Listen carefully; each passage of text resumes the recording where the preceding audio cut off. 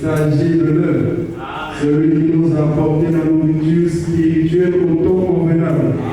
Amen. Alors ce matin, j'aimerais encore une fois vous exhorter à toujours aimer, vouloir écouter ce grand prophète que Dieu nous a envoyé. Car nous croyons qu'il est la voix de Dieu pour nous. Amen. Alors s'il est la voix de Dieu pour nous et que nous voulons aller au ciel, s'il y a une voix que nous devons écouter, c'est celle-là. Amen. Ce n'est pas la voix d'un pasteur, ce n'est pas la voix d'un prédicateur, mais c'est lui, le prophète William Allen Branham, la voix de Dieu pour nous.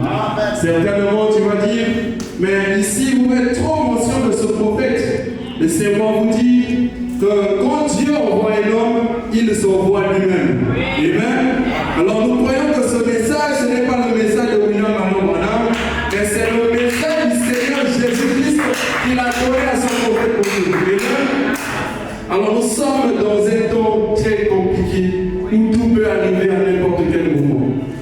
C'est pour cela que nous devons être vigilants, nous devons veiller sur tout ce que nous faisons, voir toutefois si c'est la parole ou pas. Nous ne venons pas à l'église pour se familiariser, ni pour se montrer les beaux habits ou je ne sais pas quoi autre. Mais nous venons ici pour entendre les instructions du départ. Amen. À chaque fois que nous venons à l'église, nous devons toutefois examiner notre vie à la lumière de la parole. Quand le prophète Branham nous enseigne, ce n'est pas pour que tu puisses prendre cela et garder cela. Ces bandes n'ont pas été enregistrées pour rester dans les cassettes. Cela a été enregistré pour qu'un jour, cela puisse faire chair en toi. Que tu sois une bande vivante. Que partout où tu marches, qu'on puisse voir les citations de frère Branham en toi. Vous dites amen à cela? Alors nous ne faisons pas les choses par imitation, parce qu'il y a tel frère ou telle soeur qui fait ceci, alors j'aimerais me comporter comme cette personne. Non, nous voulons faire les choses par révélation. Nous voulons faire les choses que la parole de Dieu devra être juste pour nous. Amen.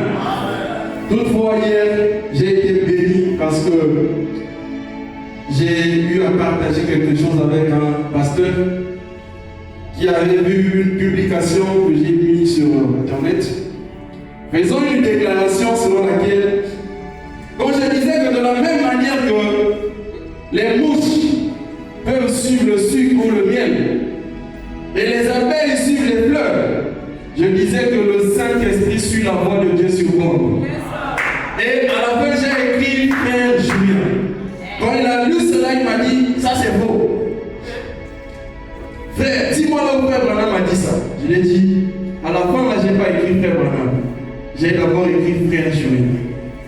Alors, il a insisté en me posant cette question-là. Mais dis-moi où est-ce que Frère Branham a dit ce que vous dites. Et puis il a dit, vous savez, je ne sais pas quelle est cette idée dénominationnelle que le frère Joseph a emmenée. Je lui ai dit, pasteur, c'est grave ce que tu dis là. Et puis je lui ai posé une question, pasteur, crois-tu que le frère Joseph est prophète? Il a dit, oui, je crois. J'ai dit, ah, Seigneur.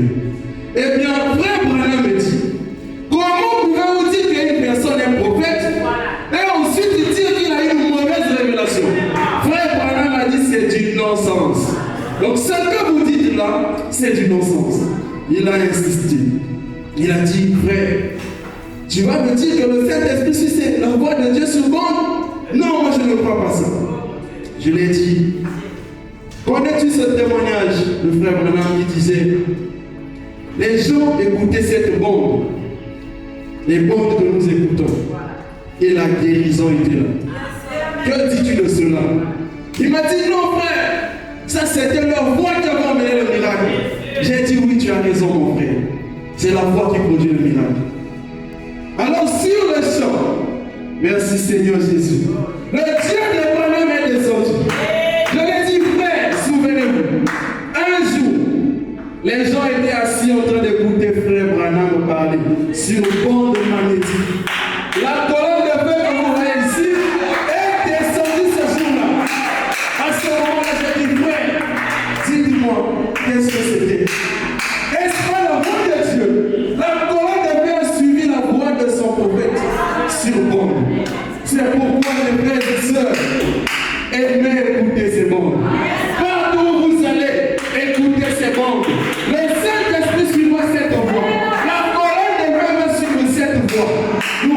croyons cela. Il l'a déjà fait. Amen. Alors quand je lui ai dit cela, il m'a dit, frère, j'aimerais qu'on se rencontre avec toi. On va en parler. Je lui ai dit, que Dieu te bénisse, pasteur. Si tu peux être pasteur du message et rejeter ces bombes, je préférerais que tu laisses le message. Sois pour toi un catholique, on ne parlera même plus de toi. C'est à cause de ce message qu'on les appelle les révérends pasteurs. D'autres ont eu des costumes, sont pris des billets d'avion à cause de ce message. Si ce n'était pas ce message, on n'allait peut-être même pas parler de toi. On n'allait même pas te connaître. Tu allais peut-être être un voleur quelque part. Mais à cause de ce message, cette grâce étonnante. Merci Seigneur Jésus. Aujourd'hui, on t'appelle révérend. Comment peux-tu prêcher dans les mains du message? Comment peux-tu faire cela? Oh Seigneur, aide-nous. Aide-nous, Seigneur. Aide chacun de nous à voir quelle est cette grande bénédiction d'écouter le prophète nous parler. Vous savez, frère Branham dit, donc essayez de rendre un service à Dieu sans que cela soit sa volonté. Paragraphe 137, il dit, beaucoup de personnes sincères vont se joindre à quelques organisations, groupes ou cultes, et là ils meurent spirituellement. Vous ne pouvez plus rien leur dire. Ils ont ces choses enracinées en eux. Eh bien, ces évêques ont dit ceci, et celui-ci a dit cela, et ainsi de suite. Vous leur montrez ici même, dans la parole de Dieu, où c'est ainsi dit le Seigneur. Ils vont dire, mais notre pasteur, peu importe ce que dit votre pasteur, peu importe ce que je dis, ou ce que quiconque dit, si c'est contraire à la parole de Dieu, comprimez le ton, le message, ainsi de suite, oubliez cela. C'est vrai, mon ami, il le dit. Amen. Tenez-vous éloigné de cela. Oh, Seigneur Jésus. Dans un âge donné, Dieu ne parle pas au pasteur. La parole de Dieu ne vient pas au pasteur. La parole de Dieu vient au prophète. Et si on se tombe de la main, Dieu nous a envoyé un prophète, c'est par lui que la parole doit être révélée. Lui et lui seul. Amen. On nous a mis dans l'embouteillage avec des citations qui combattent les citations. Non, cette fois-ci, Dieu nous a envoyé le routier, le frère Joseph. Et il nous a dit, il a dit de cette façon de savoir si on a ajouté ou on a répondu, c'est d'appuyer plein. Amen. Et pourquoi nous appuyons plein? Bon, autrefois j'ai demandé à un frère, vous dites nous répétons le message. Qui peut répéter le message mieux qu'une bonne? Qui peut faire ça? Et si on te dit comment on s'assoit, toi ici tu vas nous répéter mariage et divorce. Qui pourra faire ça? Il n'y a qu'une bonne qui peut répéter le message mot à mot. Amen. Oh merci Seigneur Jésus. Nous sommes dans la joie. Il dit, je devais m'établir devant chacun de vous au jour du jugement. Vous le savez. Et je ne dirai pas cela sans raison, sachant que je suis âgé maintenant. Oh, merci Seigneur pour frère Branham. Merci Seigneur pour frère Branham. Merci Seigneur pour frère Branham. Vous savez, la connaissance que nous possédons ne nous sauve pas. La connaissance que tu as dit te pousse à débattre les citations du prophète, ça ne fait que t'éloigner de Dieu. Oh Seigneur Jésus, je vais dire frère Branham, quand je parle dans les incrédules, ils disent c'est le frère Julien qui parle. Mais quand je dis frère Branham, même le diable lui-même il sait. Je lis la lettre du midi, paragraphe 17.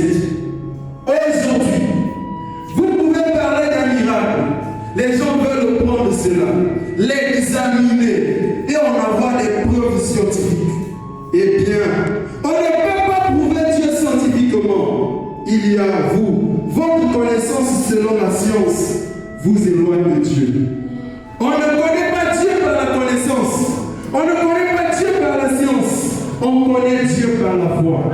Et c'est l'unique moyen pour vous de pouvoir trouver Dieu. C'est par la foi que vous le connaissez. Nous n'avons pas besoin de débattre les citations de Frère Branham. Nous n'avons pas besoin, oh Seigneur Jésus, de débattre avec la parole de Dieu. Ce dont nous avons besoin, c'est de nous croire. Quand il nous parle, nous croyons simplement. Nous avons compris. Nous n'avons pas compris. Nous croyons cela. Parce que nous croyons déjà que Frère Branham est un envoyé de Dieu dans ce cas. Amen. Il dit, il y avait deux arbres dans le jardin d'Éden. L'un d'eux était la connaissance et l'autre la foi. Et quand l'homme a quitté l'arbre de la foi, la vie, qu'il a pris une bouchée de l'arbre de la connaissance, il a coupé sa communion avec Dieu. Chaque fois qu'il prend une bouchée, il s'éloigne davantage. Vous ne pouvez jamais trouver Dieu à cet arbre-là. C'est à cet arbre que vous le trouvez ici, l'arbre de la vie, qui est par la foi. C'est par la foi que vous êtes sauvés au moyen de la grâce. Oh, merci Seigneur Jésus. Quelquefois, je me dis, les hommes de Dieu d'aujourd'hui sont tellement orgueilleux que quand on leur dit, voyez Joseph est prophète, dans son esprit s'imagine, ah, il est mon cher. Donc il va me diriger. Ce qui nous manque, c'est l'humilité. Oh Seigneur, nous sommes dans un âge. Oh, bientôt nous allons monter.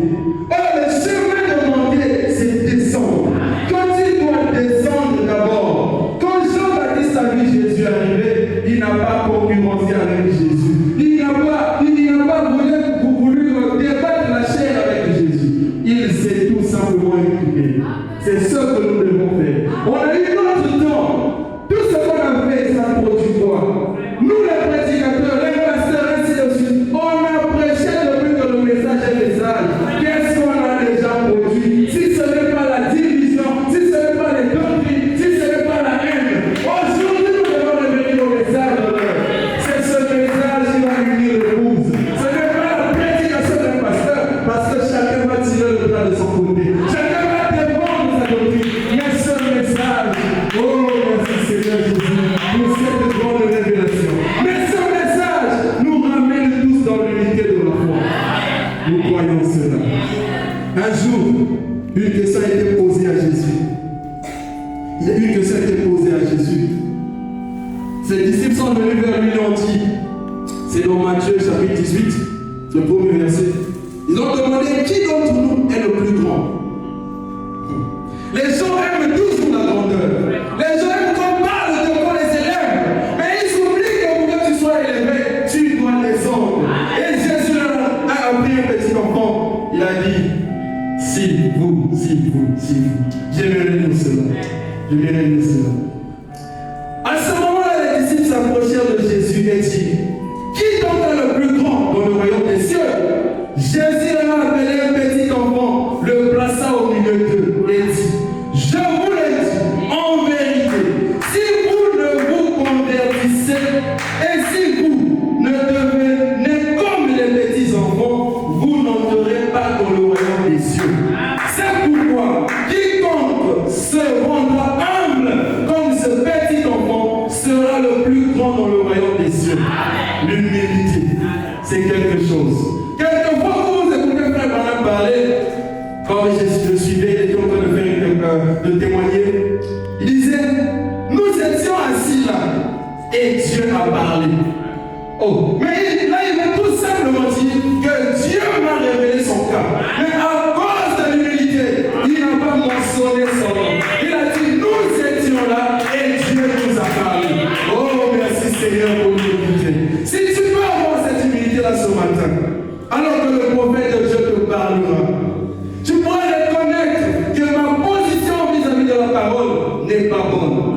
Tu reviendras. Mais si tu es orgueilleux, tu t'en fous de tout, je te dis un jour, quand tu viens à l'église pour nous inspecter, pour regarder qui est habillé comme ceci, qui t'y amène là-bas, un jour, tu viendras dans ces lieux, tu vas inspecter les chaises. Nous serons partis. C'est le moment où tu dois prendre conscience, savoir que, oh Seigneur, je vais les faire maintenant. J'aime le livre. Je suis dans l'influence d'un autre. Paragraphe 111. Il dit, or, soyez conscients, il n'y a qu'une chose dont vous avez à être conscients. c'est de votre petitesse. Si vous voulez arriver quelque part avec Dieu, faites-vous vraiment petit. Oh, je vais entendre la main. Ne vous faites pas grand comme Osias. Il entra et dit, je ferai quand même ceci, que je sois. Ce n'est pas votre affaire de me répondre. Voyez, il aurait dû s'humilier. Oui, serviteur de Christ, pardonnez-moi. Il n'aurait jamais attrapé la lèvre. Non, je sais que votre travail, Dieu vous a appelé, c'est votre office. Allez-y et faites-le. Messieurs, je regrette beaucoup. S'il était rétracté, il y aurait eu un récit différent dans ce livre. Si Osias pouvait être humble, si toi tu peux être humble, si toi mon frère, ma soeur, tu peux être humble, reconnaître la parole de Dieu, reconnaître l'importance de ce message, oh, il y aura un autre récit dans ta vie.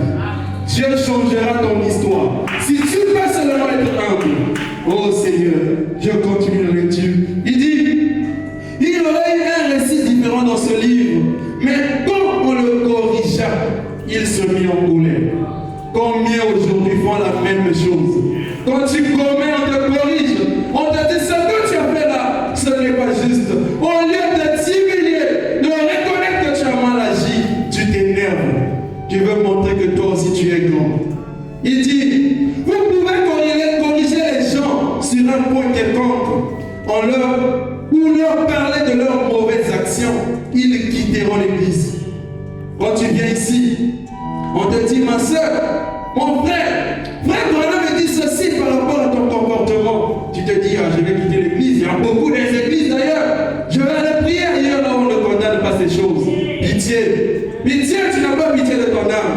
Il dit, ils quitteront l'église et ils ne veulent pas aller vers quelqu'un. Si vous dites aux femmes qu'elles ne devraient pas avoir les cheveux courts, ils disent, eh bien, j'irai à un endroit où on peut le faire. Une dame est allée, il y a quelque temps, j'ai envoyé ma femme.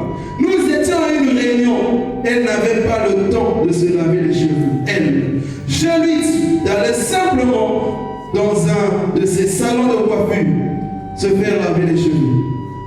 Elle y alla et la coiffeuse ne sut même pas comment arranger ses cheveux. Elle et lui enroula simplement au sommet de la tête. Eh bien, dit-elle, je n'ai jamais lavé la tête de quelqu'un qui avait de longs cheveux. Sa spécialité, c'était couper les cheveux. Elle ne lavait pas les longs cheveux, elle les coupait seulement. Oh Seigneur. Il dit, elle n'y connaissait rien. Je ne sais pas. Oh là là, voyez-vous. Il ne savait pas quoi faire. Il ne savait pas de quoi il s'agit. Pourquoi? C'est à cause d'hommes faibles à la chair. Les gens qui te regardent, tu vas à l'église, tu brises la parole tous les jours. Mais on te regarde, on ne te dit rien. Comme le frère Branham disait dans Pourquoi je compte la religion organisée, que vous laissez ces femmes s'en tirer pour que votre dénomination ait plus de gens. Il avait dit honte à vous. Dieu vous redemandera cela. C'est pourquoi ce matin, mes frères, mes sœurs, je n'essaie pas de crier contre vous, s'il vous plaît. Je vous aime. Nous nous aimons. Nous sommes des frères et des sœurs en Christ. Mais nous devons nous dire la vérité en face si nous nous aimons. Amen. Il dit, c'est à cause d'hommes faibles à la chair, sous l'influence desquels ils sont trouvés. C'est vrai, exactement. Des hommes faibles à la chair qui ne veulent pas dire la vérité. Ils établissent des compromis avec elle. Voyez-vous, cela aurait mieux été si, après avoir parlé à l'un d'entre eux, si celui-ci s'était levé, avait explosé et dit, je ne vais plus jamais écouter cet exalté. Voyez, continuez ainsi, Osias, c'est vrai. La lèpre, je préférerais à coup sûr avoir la lèpre que ce genre de lèpre, car c'est la lèpre de l'âme. Voyez-vous, il est préférable d'avoir une maladie sur la peau que d'avoir cette maladie-là dans ton âme. Amen. Le corps ici va périr, mais s'il y a quelque chose qui va vivre éternellement, c'est ton âme. C'est pourquoi, de la même manière que tu entretiens cette peau, que tu entretiens ce corps,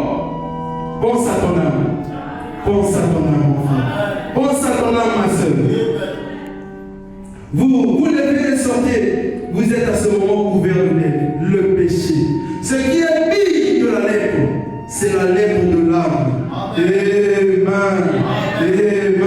Alors j'ai venu ici. Il dit, ne tapez pas sur ton intelligence, ça va sans cesse. Les gens d'aujourd'hui, comme à cette époque-là, ils s'appuient sur leur propre intelligence. Mon pasteur dit que c'est du fanatisme. Comme d'autres qui disent, écoutez les bandes, c'est du fanatisme, vous êtes en train de suivre Joseph. Vous vous appuyez sur votre intelligence. Nous voulons nous appuyer sur la parole de Dieu, pas sur votre propre intelligence.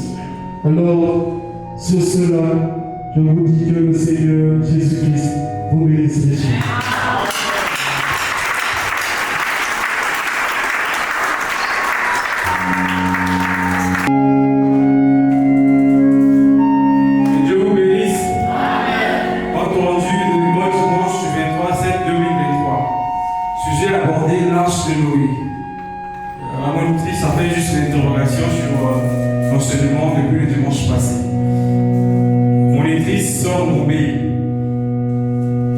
Garçon 11, fille 21, soit un total de 32.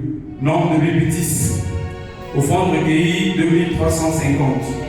L'écriture lit Genèse 6, 12 à 22. Remarque, la participation était bonne. Malheureusement, les enfants n'ont pas pu vraiment assimiler l'histoire de Noé. Que le Seigneur bénisse. Je laisse juste faire un petit remarque sur ce qui se passe pendant qu'on écoute la parole. Nous aimerions que les gens soient respectueux dans la maison de Dieu lorsqu'on écoute la parole. Il y a d'autres personnes que nous avons remarquées, souvent ils sont sur WhatsApp, Facebook, en train d'écrire les SMS.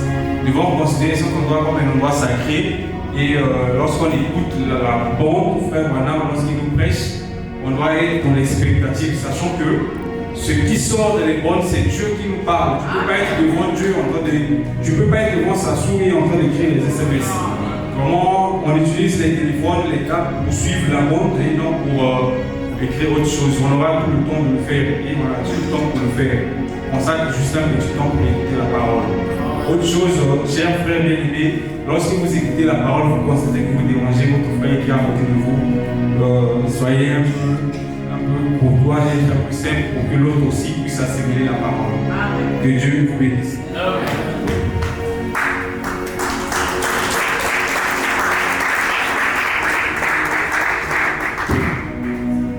Que Dieu soit loué. Nous allons acclamer pour le Seigneur.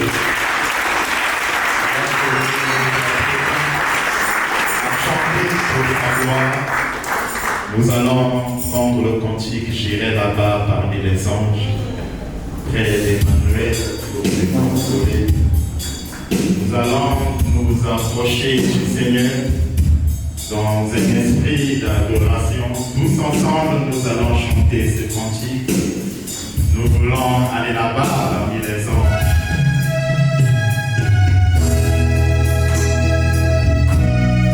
Que le Seigneur soit béni. Dans un esprit de prière, nous allons nous approcher de lui.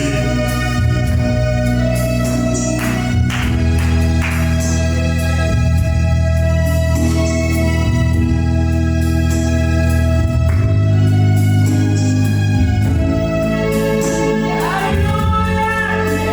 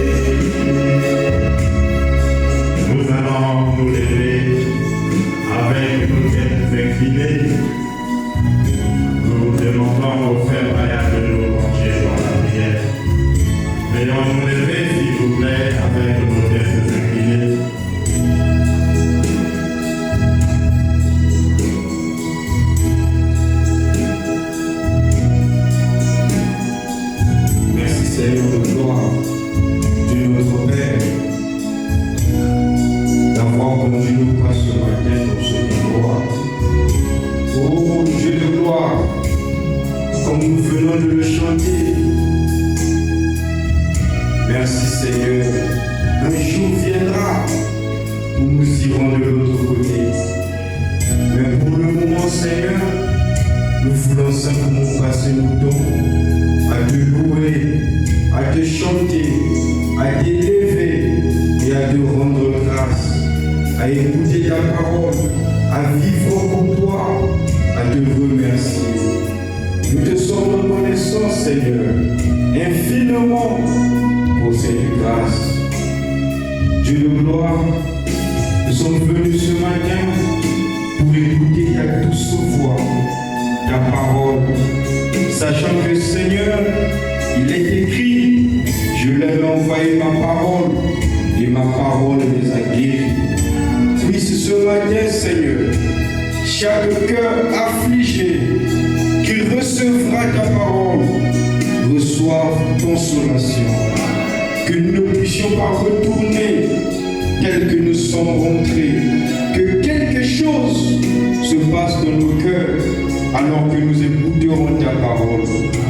Chaque main levée, Seigneur, cache en elle une requête. Tu as dit que tu es le Dieu qui regarde même les soupirs inexprimables. Puisses-tu, Père éternel, exaucer à chaque requête. Bénis chaque main, Seigneur, qui a apporté dans la maison du trésor l'offrande de ce matin. Puisses-tu accorder, Seigneur, à celle qui ne l'a pas, afin de l'avoir pour le prochain culte. Alors que nous remettons tout à toi, du premier service jusqu'au dernier service. Nous consacrons cela à toi, au nom de Jésus-Christ, notre Dieu, que nous prions et pour sa gloire seule. Amen.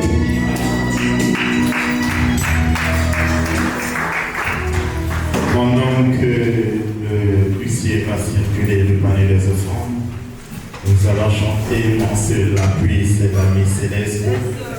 Nous vous invitons à rester debout car nous devons louer notre Dieu en étant debout et dans la joie. Mon seul appui, c'est l'ami céleste. Jésus seul. Nous allons battre nos mains ensemble dans le rythme du tempo du piano. Nous allons chanter pour la gloire de notre Dieu. Veuillez nous lever, s'il vous plaît. Nous allons louer notre Dieu avec tout ce que nous avons.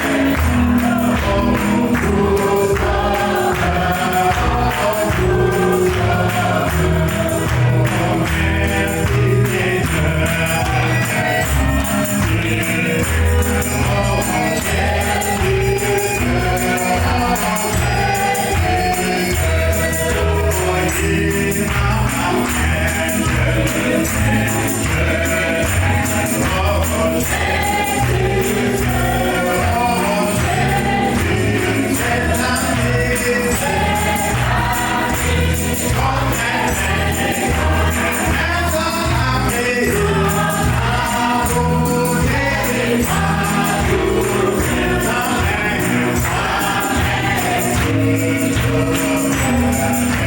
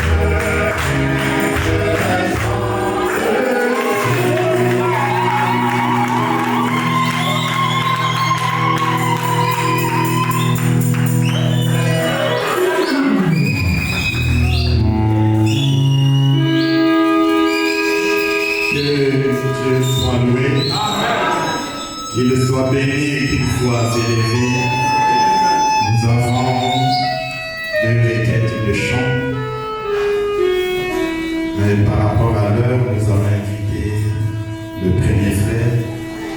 Le second va pouvoir nous excuser. S'il voudra bien, il pourra passer et chanter le dimanche prochain ou dans la semaine. Que le Seigneur vous bénisse. Je vais chanter un cantique intitulé Pluie des bénédictions. Ceux qui ont les corps seulement sur le numéro 36. Nous allons chanter pour la gloire du Seigneur. Amen. Il y aura pluie de bénédictions. C'est la promesse d'amour. Le Sauveur nous enverra du ciel le temps de rafraîchissement. Pluie de bénédictions.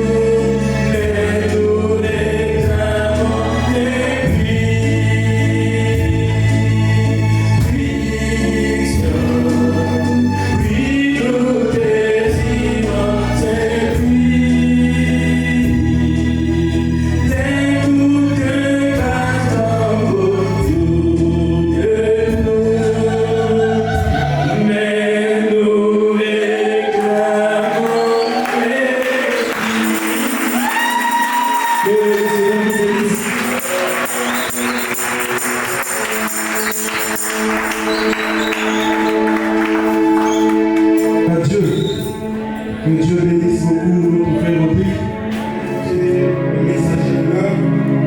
Il va nous parler sur la cruauté du péché et la peine qu'il en a coûté pour éliminer le péché en notre vie. Nous allons écrire nos textes et on va ensemble rigoler forcément.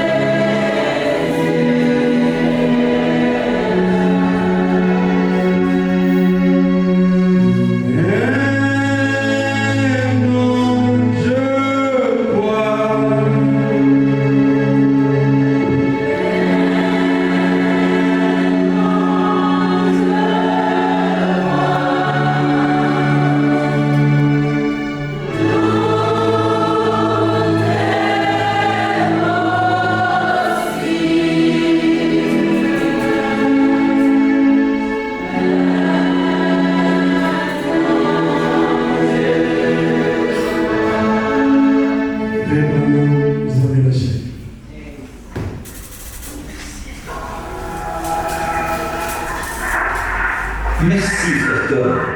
Pouvez-vous monter le volume de cette petite chose-là, le possible, si vous le voulez bien.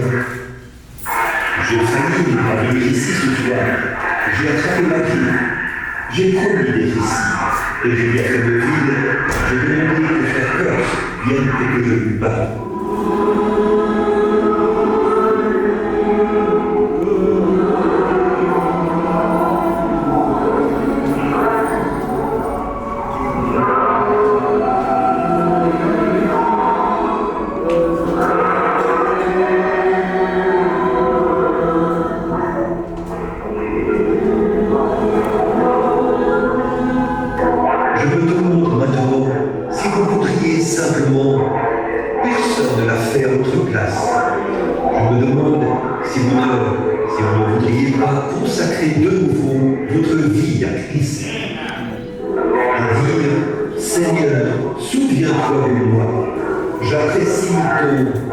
La fatigue, la souffrance, tu as saigné et est mort pour moi.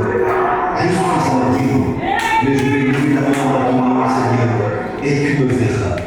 Je veux consacrer de nouveau ma vie. Que Dieu vous bénisse. Que Dieu vous bénisse.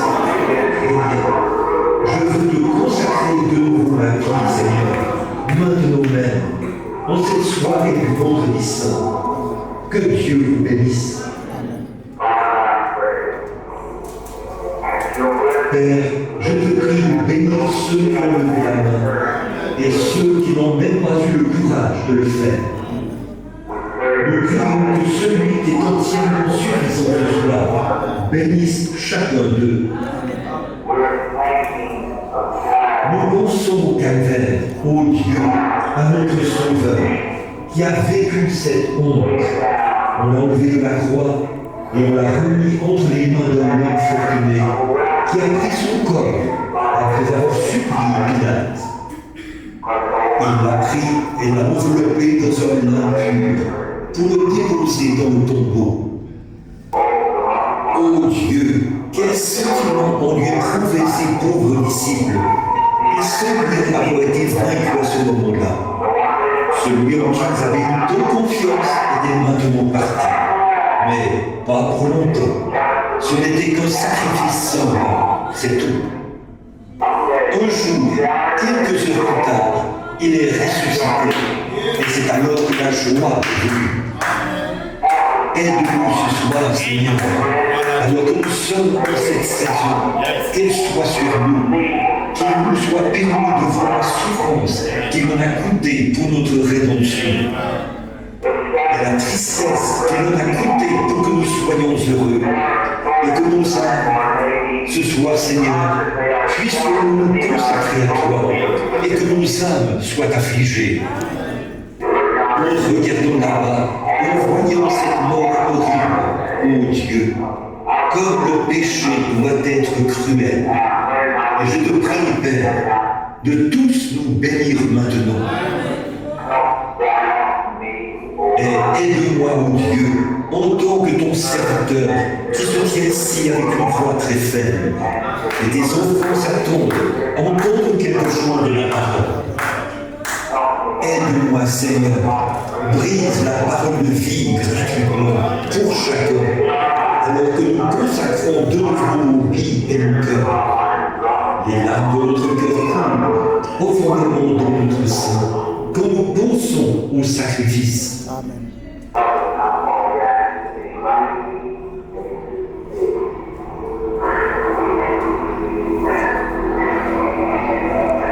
Aide-nous maintenant, car nous le demandons au nom de Christ. Amen. Je veux juste lire avec vous maintenant, si vous voulez m'accorder toute votre attention pendant un petit moment, et prier pour moi. Dans Ésaïe, chapitre 53. Nous avons probablement aujourd'hui entendu des émissions à la radio et ainsi de suite. Je pensais simplement à Christ aujourd'hui. Je n'ai pas pu m'empêcher d'aller quelque part et de m'agenouiller. Et je ne pouvais pas m'empêcher de pleurer.